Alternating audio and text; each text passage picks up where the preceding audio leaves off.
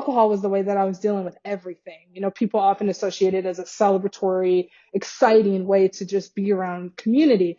Well, if I had a good day at work, I was drinking. If I had a bad day at work, I was drinking. If I played well, I was drinking. If I didn't play well, I was drinking. So it was way more of a response to every emotion that I had. And so that was a little bit alarming. And yet, no one was saying anything. People in my life were like, you're cool, you're good. And I think I hit a really low point during that season where I just remember talking to close friends and family and just saying like, I need a shot of tequila to even get up to sign into Mm. work. And we're having a shot of tequila at 7 a.m. just to even just like open that computer up and be like, okay, we'll do this job. Yeah. And I was doing sales at the time, and that was a lot of pressure and anxiety inducing as well. So that, and then, I had a conversation with my mom too, and she had at that point initially said, you need to talk to somebody, which at that point, I was very averse to any sort of like therapy or anything like that. But it was interesting because I think for the first time, I often have represented in my life, people would come to me for motivation or, how do I get in shape or how do I get, and so people would come to me looking for inspiration of Mm-hmm. sorts. And when I had nothing to give people and people literally were like, and oftentimes people didn't know what to say to me because they were like, well, you got it. You're a coach, you're this, you're an athlete, you can bounce back. And when the people in my life were like, seeing that I didn't have any sort of joy or happiness or ability to bounce back was really the thing. And I think I made that initial appointment to see my therapist, who I still see to this day, after that conversation with my mom, where she really, really urged me to seek some additional help. Yeah. I resonate with that period of time and how you Mm-hmm. attempted to navigate that period pretty closely. I feel like we don't talk about it enough. I mean, you hear that all the time. We don't talk about this enough. It's not a conversation that's being had Yeah. enough. But I feel like that window of time, there was a collective trauma on so many levels, right? Like I feel like there's, in broader America, the global, community. Obviously, we're dealing with COVID, right? But I think that Yeah. something that a lot of communities outside of folks who identify as being people of color don't get is Mm-hmm. that George Floyd and everything that was happening around that time, and we didn't have anywhere to go. We couldn't touch anybody to deal with that type of stuff. Yeah. And I mean, it's not like it started with George Floyd, and it certainly hasn't ended with him, right? No. Like even, Yeah. last Yeah. week we see a brother who got choked out at that hotel, Yeah. and Yeah. it's like, how do you medicate for that? You know what I mean? Where do you go for that when you're the one who's Right. expected to be the strong one?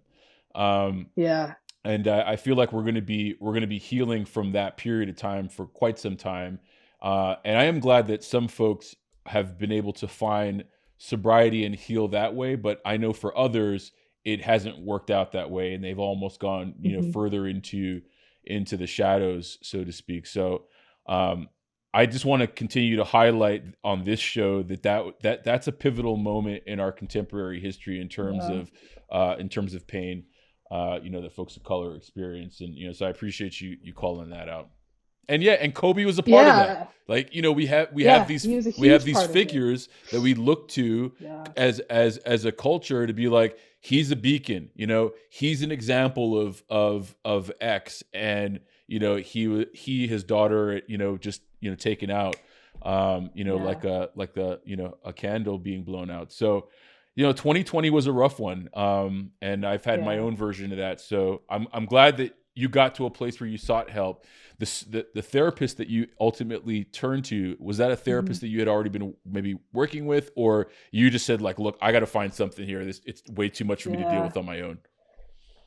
Yeah, no, I had not been working with her. And before I hop into talking about my therapist, who I love very dearly, but the other thing too that I think is important to know about that period of time, and really almost any period of time for people of Mm-hmm. color, is like, I think one of the more maddening things about that is, again, the world is shut down. We're still expected to work, and yet I can't call into. I was so sickened that, especially because I went to college in Minnesota. I went to college in Minneapolis in the Twin Yep. Cities. So where that Cup Foods was, I've been there and I know those areas where George Floyd was. So it felt very, and I had so many friends who were in the protests and, you know, being assaulted by the police. It was too much. And yet I'm expected to sign in to Yeah. work.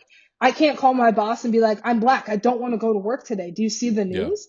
And I think that was an exacerbation of the isolation and just the confinement of that time, because there, like you said, there really was nowhere to go. Where do we go? Who do we talk to?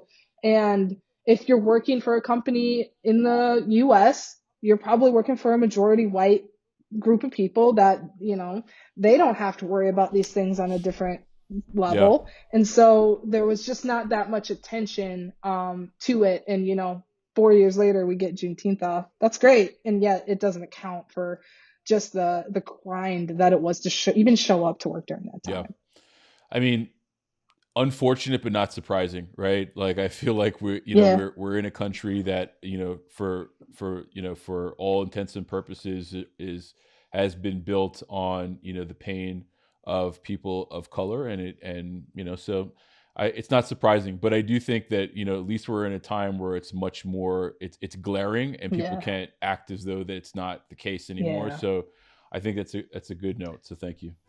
I appreciate you guys listening to the Stacking Days podcast. I hope this episode added value to your recovery and wellness journey. Before we go our separate ways, let's connect on social. You can find us on TikTok and Instagram at Stacking Days, or via the website www.stackingdays.com. By supporting the show, you can play a direct role in amplifying people of color in their pursuit of recovery. The easiest way to do that is to subscribe or hit the follow button. This way, you'll never miss an episode, all while playing an active part in creating the ecosystem where diverse voices and healing matter. This show is for the purpose of education and connection and is not a replacement for therapy or recovery care. For more information on the resources and support available, take a look at SAMHSA and some other resources shared in the description.